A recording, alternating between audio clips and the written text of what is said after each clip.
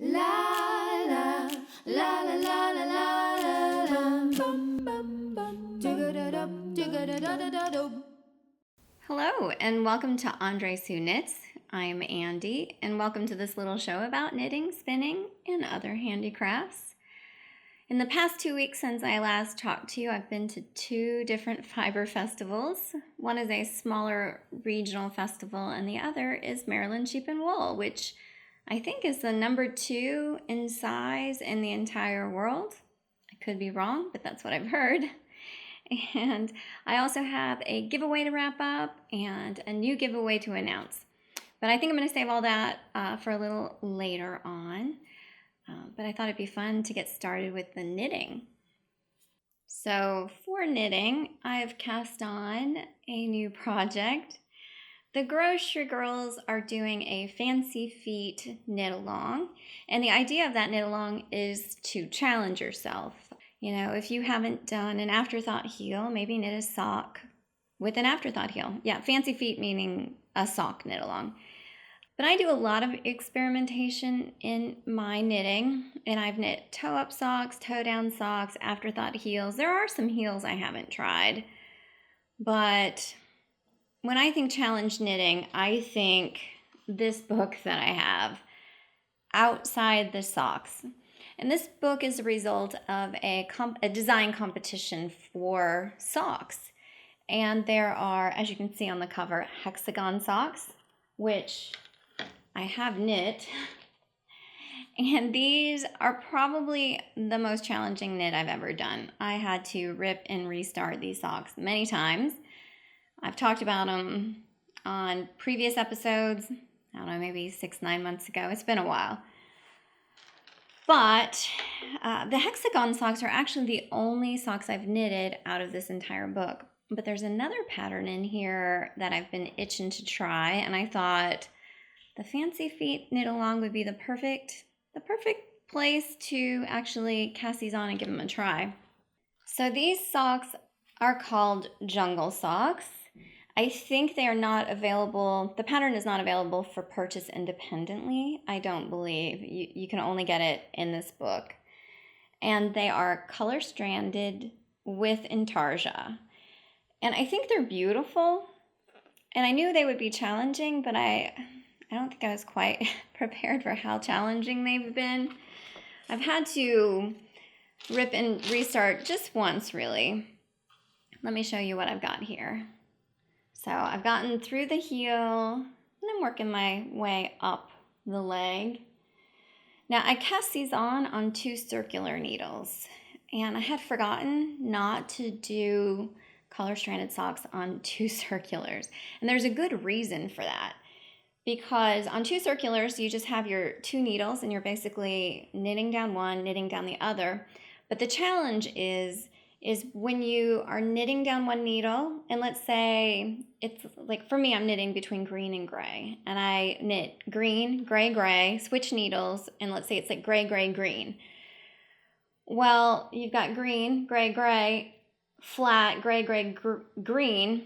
The green float behind there gets really short in that corner between your 2 circular needles. And it creates puckering and all sorts of tension issues.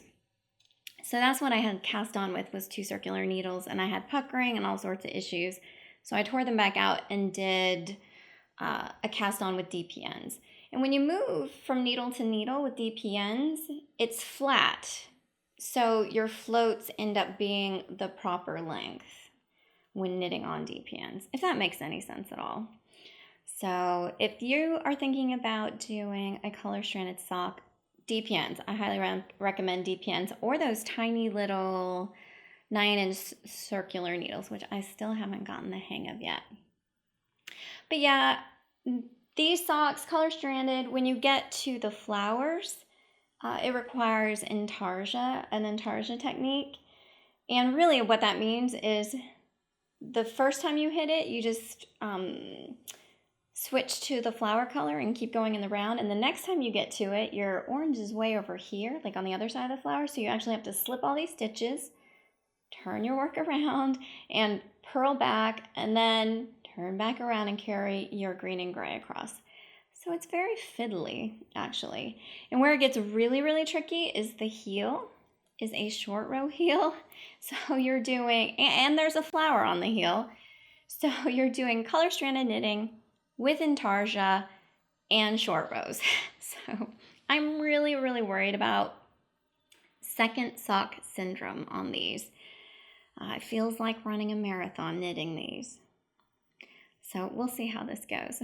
Someone on Instagram actually suggested, hey, I could just knit a vanilla sock as its mate. It would look perfectly normal, right? One of these in a vanilla sock, maybe in white. No one would notice. So yeah, we'll see how this goes with these. But if you are looking for a challenging knit in the sock department, I really do recommend this book. I think it was written or released in 2006. Let me check. No, 2010. And I've had it in my knitting library for quite some time. And there are some crazy patterns, like sideways socks, socks with buttons. I think there's socks with pockets. Of course, the hexagon socks. Check this book out. It'll make you crazy like me. The hexagon socks about made me lose my mind, and now these jungle socks are really giving me a run for my money. But in the end, it's very, very satisfying to complete something like this. Very gratifying. So, other things that I've been working on in the knitting department, my sock yarn blanket. Let me grab that for you. It must be that time of year for knit-alongs because my other project I've been working on is also to participate in a knit-along. And that is, of course, my sock yarn blanket. Shannon over at Socksetera has a Blanket Blitz knit-along. I think it goes to the end of May. And there's a hashtag on Instagram, blanketblitzKAL knit-along. And it doesn't look like much, but I did finish one more row of 13. So I'm really powering through some of my mini stash, which is really nice. It takes me about 30 minutes per square, and I figure I need at least 400 squares for a lap blanket, which means about 200 hours of knitting to get this lap blanket size, which is a considerable amount of effort. I have no idea how people complete king size scrap blankets, but it's been a lot of fun working on this. We'll see how many rows I get done by the end of the knit along. And thank you so much for the knit along, Shannon. It really is very motivating. So I haven't made much progress on any of my other knitting projects, but I did start a new embroidery project. I decided to try something new, and I started it and almost finished it on my way home from the Maryland Sheep and Wool Festival. And I found an image to use. There are a lot of images from really old books or magazines or newspapers that are in the public domain, so you can use them without copyright issues. And the old Through the Looking Glass books falls into that category of in the public domain. And I always really liked these original illustrations and decided to translate it into an embroidery project. And the corner here of the paper is missing because Buddha, our little Angora bunny, ripped it off and ate it. I'll be sharing a little more information about Buddha here in a bit. I've gotten a lot of questions about him lately. But anyway, I took this picture and decided to cut out some fabrics and use a fusible web on the back of the fabrics, cut to shape, and ironed them on to stick them down. I didn't turn under the edges or anything because it's not going to get anywhere, and I didn't think it would pull up, and it didn't. And then I used embroidery floss to kind of fill in his face and add shading. And overall, I'm really happy with them. I decided to stop here I started adding some background elements, and Corey and my kids were like, nah, it's enough, that is too much. So I decided to call it quits and leave him here. And I've been stitching him in with the Stitching Revolution that's going on, that is led by the lovely Sue Stokes, who's Knit24 and co-host of the LegacyKnitz podcast. She's actually doing Stitch Mania, and I think she's casting on. She is starting 15 new stitching projects in May, which I think would make me a little bit crazy to have that many works in progress going on. But I still think it's awesome, and it's fun to see what she's starting. So if you want to see what other people are stitching, the hashtag is stitchingrevolution on Instagram. It's been a lot of fun. But now I think I need to stitch up an Alice to go with him. But I just recently learned of a new technique for embroidery, which is called stump work. And if you're not familiar, it's another blend of applique and embroidery. But instead of like fusing the fabric down like this, you actually put a layer of stuffing. A lot of people use felt under the fabric, which raises it up. So you get this like three-dimensional effect. So maybe for my Alice, I might try that. I don't know. We'll see. It depends on how these fancy feet, the fancy feet socks go. They're taking a considerable amount of my concentration and effort. But I wanted to show you this. And so that's all I have really progress on for crafts. Let's talk about Fibre festivals. Well, I finally made it to my local Fibre festival, which is called the Powhatan Fibre Festival. And I went with Rachel. Didn't take the whole family to this one, but Rachel was really excited to go. And we had a really nice time.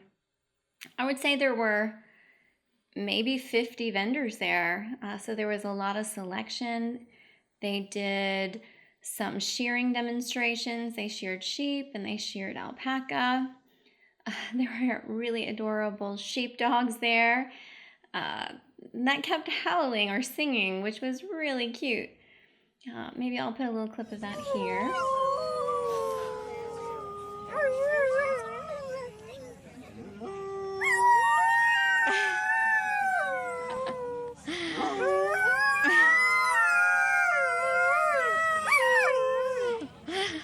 But I noticed that when I go to a festival by myself, this is the first festival I went, well, not by myself, Rachel was with me, but without Corey, I have a little bit stronger willpower, and I didn't go too crazy with the shopping.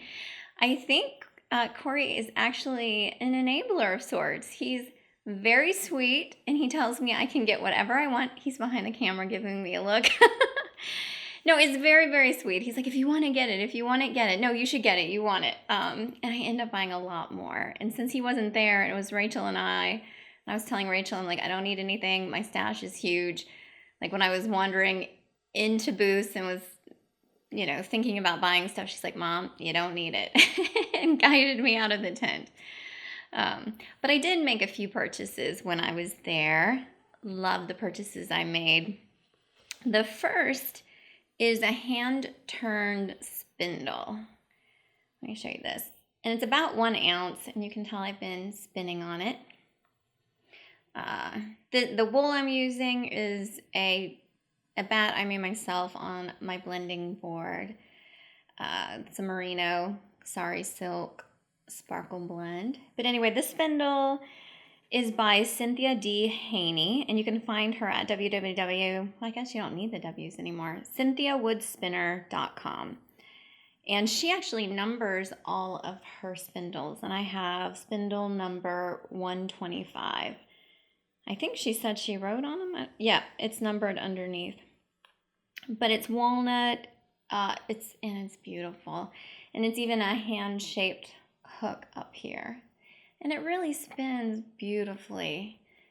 And I'm a believer that if you have beautiful tools that you love to use, it actually inspires you to use them, I think this is the nicest, prettiest spindle that I've ever had, and I do want to pick it up just so I can touch it and use it. It's beautiful. The other thing I got at the Powhatan Fibre Festival was a project bag by Daisy Said, and she also has an online presence. She is daisysaid.etsy.com, and she makes project bags, really, really beautiful project bags. And I could not resist this bag. It's a combination of the print the styling, like the shape of it, and the materials, it's pretty stiff, so it stands up on its own. Well, it did before I folded the top over. There it goes. So I really like that. I've been keeping my Powhatan spindle in my Powhatan project bag, which I really, really like. I like how it's different. And I love the little sheep. So that was some serious self-control, right? At a festival, just 2 things. But I didn't have the same level of self-control at Maryland Sheep and Wool, I gotta say. So at Maryland Sheep and Wool, I did take the whole family. Corey, Abigail, Rachel went with me. We went up the night before, stayed in a hotel, and then tried to show up bright and early at the festival. I was not expecting the traffic. I had read online that parking was a bit of an issue and that traffic was a bit of an issue, but it seriously was something else. Once we got near, I think the road was 76. It probably means nothing to you if you've never been near the Maryland Sheep and Wool Festival, but I think we moved like a car length every cycle of the traffic light ahead. And you know how long traffic lights are. So we were about a half a mile away from it, and every time it cycled, I think we got to go 1 car length forward. We were in a line to turn there forever, it seemed. But once we got there, it was awesome. We had a great time, met lots of wonderful people. And if you were there and you saw somebody who looked like Corey carrying around a camera the entire time, maybe even putting it in your face, that was my husband, which I appreciate because I've got some footage to share with you. And I put together a little video that I will put here.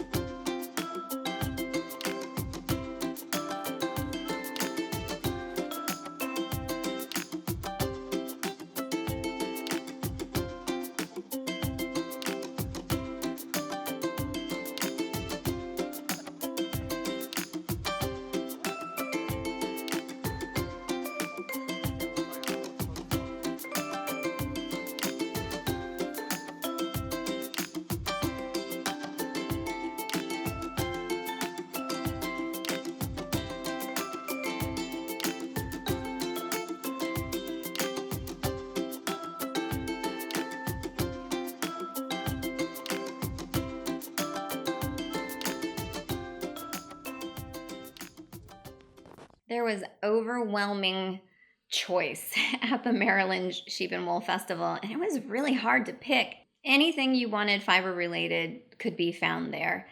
There was yarn and fiber and tools of every sort, tapestries and hand-woven baskets, and sheep. You could go buy a sheep if you wanted. They also had a ton of beautiful fleeces, and we went into the fleece building, but the choice was so overwhelming, I didn't know where to start. I thought I was going to buy a fleece there, but we ended up not getting one just because it was like decision or choice paralysis. I know there's a saying for that. But there's always Rhinebeck. Maybe I'll pick up a fleece at Rhinebeck. And if I'm honest, my stash is big. I got a lot of works in progress, a lot of different crafts, hobbies I'm doing, so it's probably good I did not bring one home. And it was my first Maryland Sheep and Wool, and it was interesting the difference between Maryland Sheep and Wool and Rhinebeck.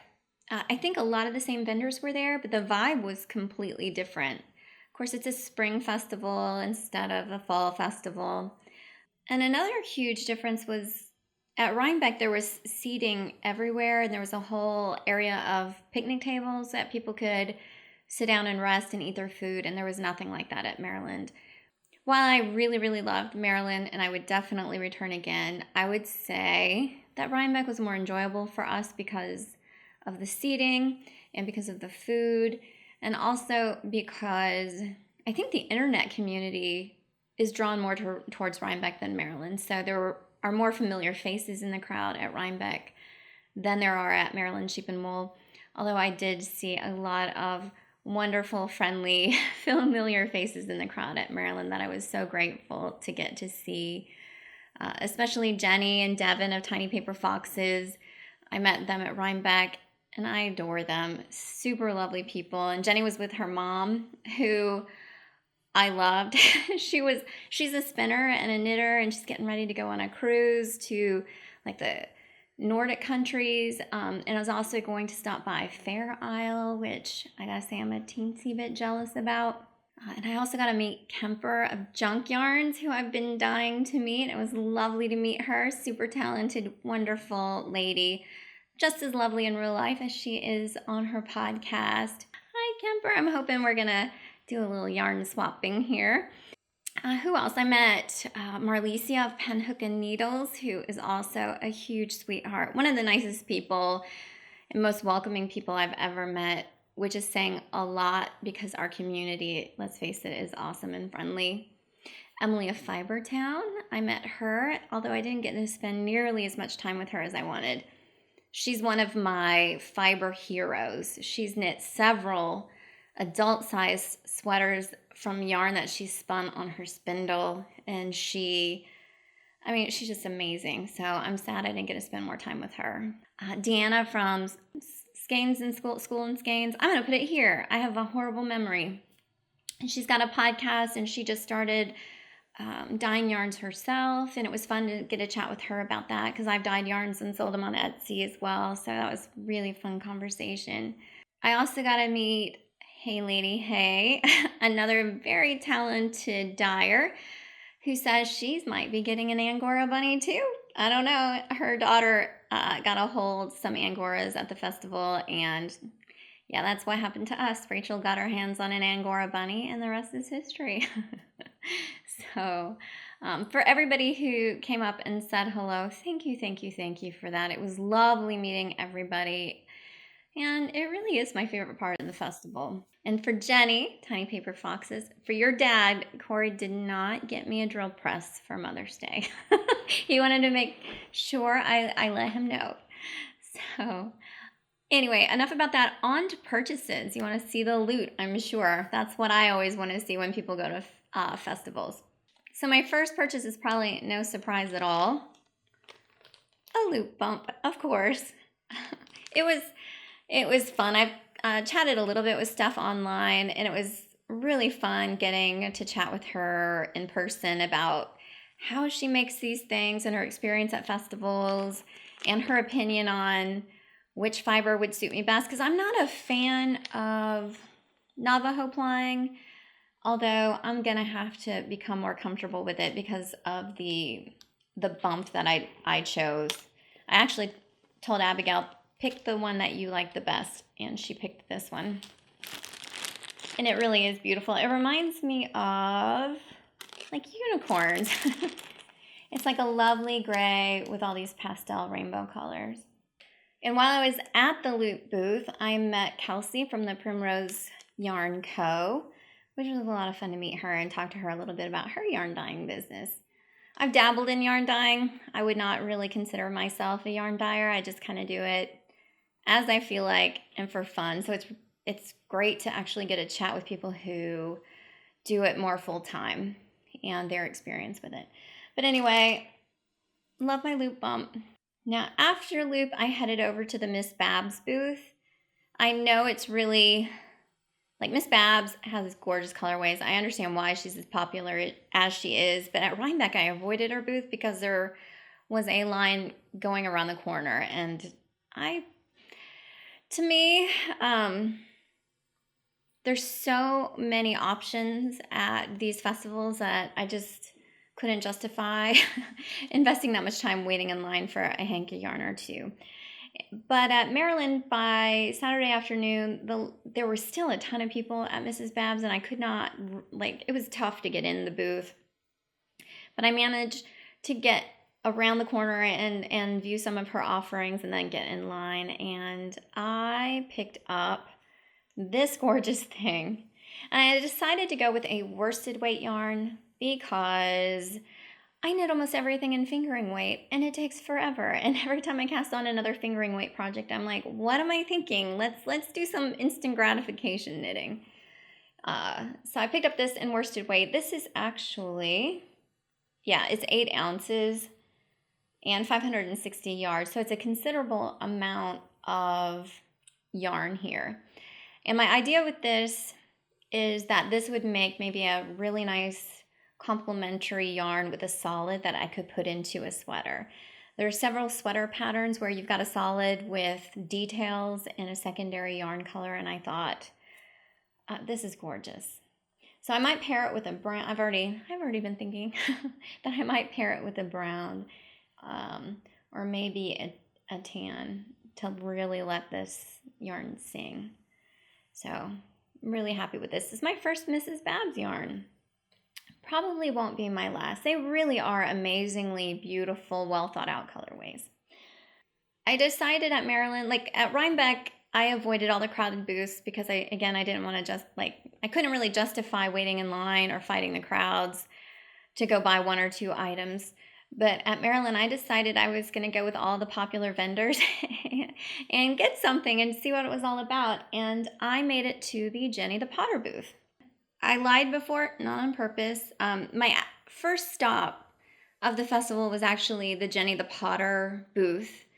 And that is because at Rhinebeck, I went to look for her on the second day, which is Sunday.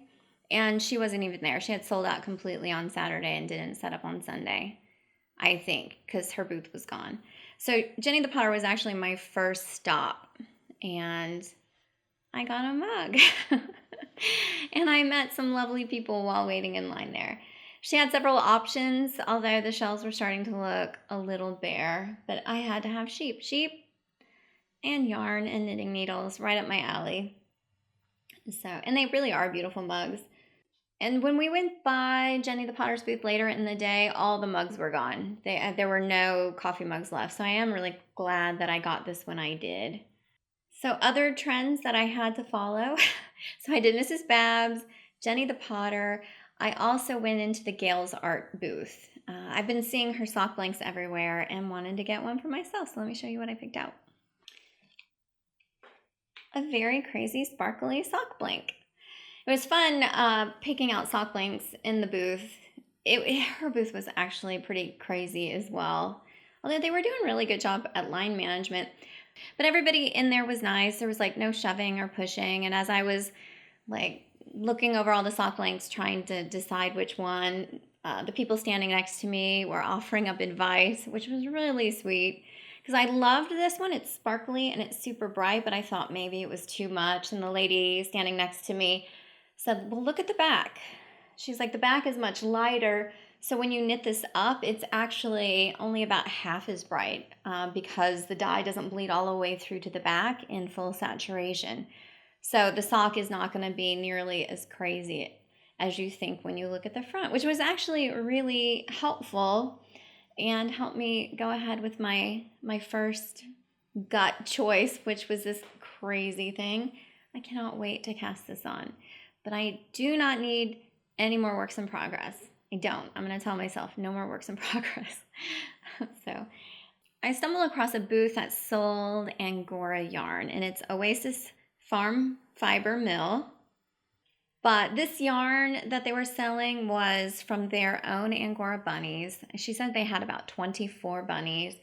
And the yarn is 35% Angora, 35% merino, and then 30% silk. And it is so soft. I mean, it's divine, heavenly. And I would say this yarn is maybe a sport weight, perhaps even a DK weight. And I bought 2 skeins. It's so hard to pick how many to get because you know you can't get it again once you've left the festival. So you want to get enough, but you don't want to get too much. So this might have to be a really beautiful shawl or wrap because it is screaming to like be around your neck. It is, I think this is the softest yarn I've ever touched. It rivals cashmere. But Angora fiber is softer than cashmere, so it's no surprise this is super soft. So yeah, that's it for purchases at Maryland. I did make an Etsy purchase from the gnomeknitter.etsy.com, who makes these beautiful little polymer, I believe they're polymer clay stitch markers. Everybody's been showing off their Sucra miniatures, I think they're called, but she's like back ordered. Her stuff is gorgeous. But I think she was featured on like BuzzFeed and a bunch of podcasts, and now it's like a 10-week wait is maybe what her website says. And I was browsing Instagram and discovered these beautiful things by the Gnome Knitter. And I can't imagine Sucra doing a better job than the Gnome Knitter. They are just beautiful. I ordered a honeycomb progress keeper and a pink lemonade bar progress keeper. And they are beautiful.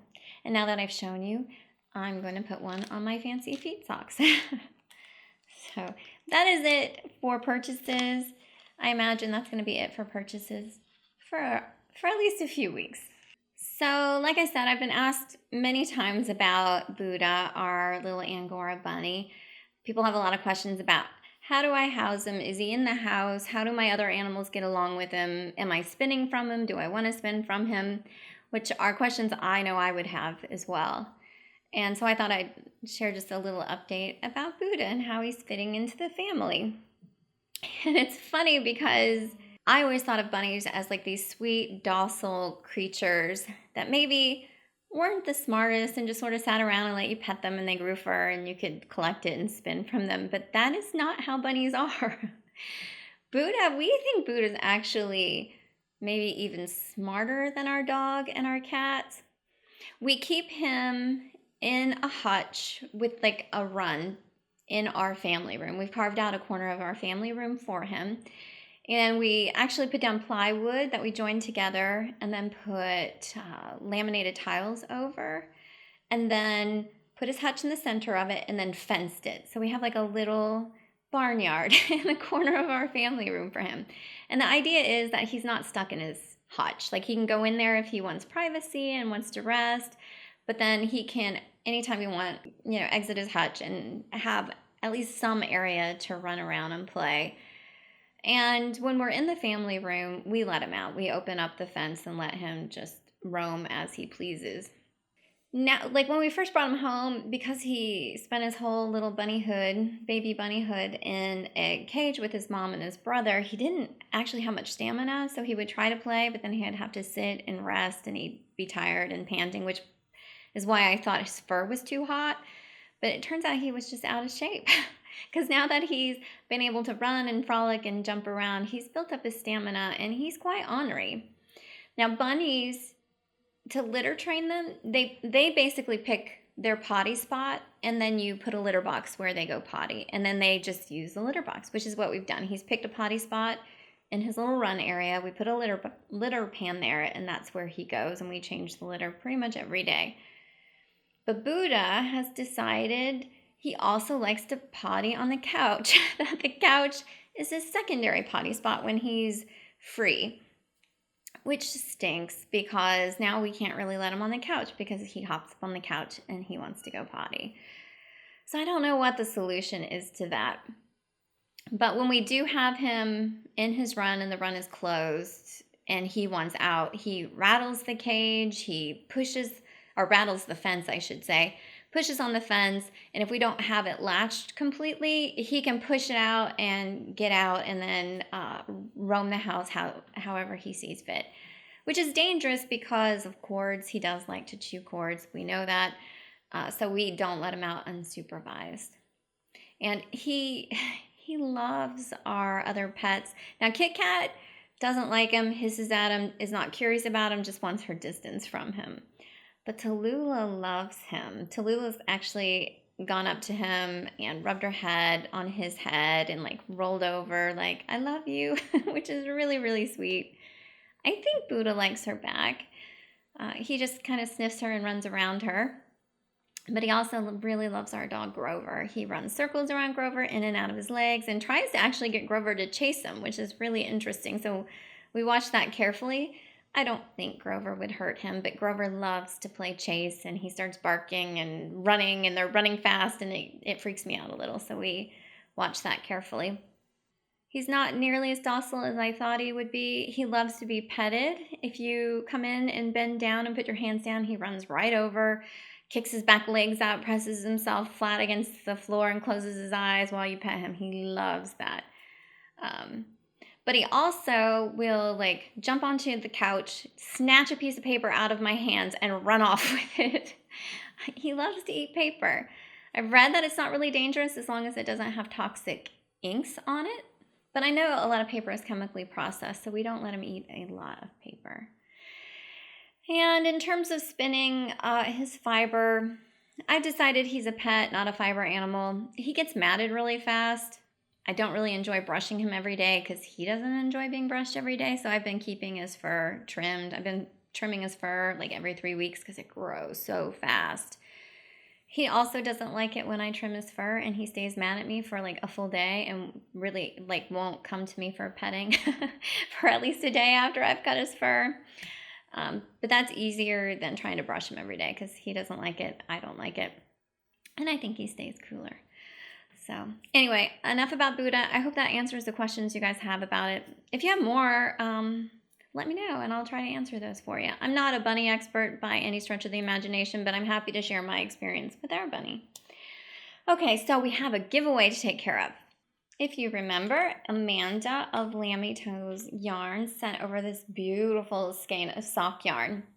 And her, I want to say it right, it's macarons maybe, macaroon, I think has 2 O's. I meant to look it up to see exactly the pronunciation, but I didn't. But it doesn't matter, it's a gorgeous colorway. But she sent this skein of yarn for a giveaway. And I used random.org to select a winner, and it selected post 131, who is Miss LegacyKnitz. So congratulations, Miss LegacyKnitz. If you'll message me on Ravelry, I'm Andre Sue, with your address, I will get this in the mail to you. And thank you so much, Amanda, for sending this over. And if you haven't checked out lammytoesshop.etsy.com, I highly recommend you do. According to her podcast, she's got a podcast called Not a Podcast. I'll put a link in the show notes for you. She says she's getting back into dyeing, so she's going to do more frequent updates. So I would recommend checking out her shop, seeing if you can't snag yourself one of these. And we've got another giveaway coming up. I'm going to open up a thread for this giveaway. It's for a shawl pattern from Debbie of the Never Cast Off podcast. And Debbie's got a great podcast that she does with her friend Sheila. I think they're on episode 37, maybe 30. Yeah, 37. So if you like binge watching and you haven't checked out her podcast, you've got 37 that you can binge and knit to your heart's content. And Debbie just released a new pattern called Fireplace Embers, which is a DK weight shawl. and it's beautiful. I love the idea of a DK weight shawl. I love fingering weight shawls as well, but it's nice to have variety. The DK weight shawls knit up quite a bit more quickly, so it's more of an instant gratification knit. And it's one of those patterns that shows off variegated yarns beautifully. It takes 1 8-ounce skein of yarn, and it's a beautiful triangular shaped shawl with a lot of like interesting variations in it. So if you haven't checked it out, please go check it out. Again, it's called the Fireplace Embers shawl. And if you would like to enter for a chance to win it, come over to the Andre Sue Knits Ravelry group. I'm opening up a thread.